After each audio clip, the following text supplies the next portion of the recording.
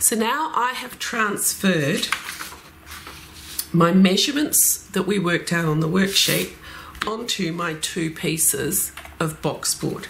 So on one piece of A4 boxboard, I've measured and ruled up my 2 long sides, which are 11.5 centimetres wide by 16 centimetres high, and I managed to get 2 of those onto one piece of boxboard.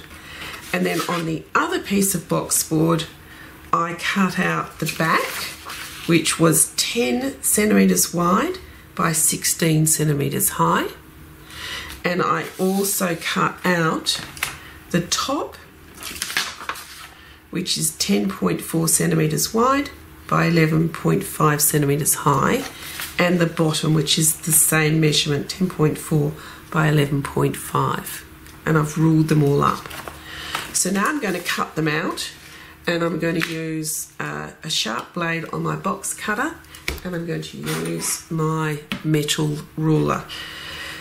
One thing I will say, and then I'll speed up because it's so boring watching people cut things out on boxboard, but one thing I will say, if you've not cut boxboard before, and I'm sure most of you have, but what I do is put my metal ruler over the pieces that I'm cutting out, and I've got my waste cardboard on the other side, and that's just so that if my box cutter slips for some reason, I'm cutting into waste cardboard or boxboard, not the piece that I'm trying to cut out and use for my project.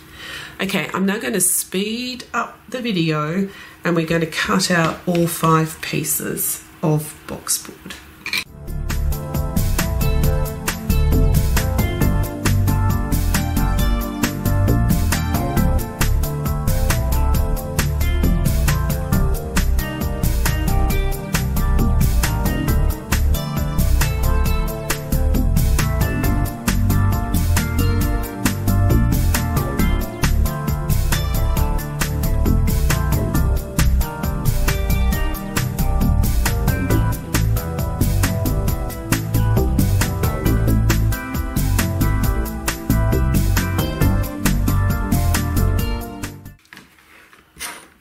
Okay, there is everything cut out. So we've got 2 long sides, a back, a top, and a bottom. Right, now we're going to start to build the slipcase.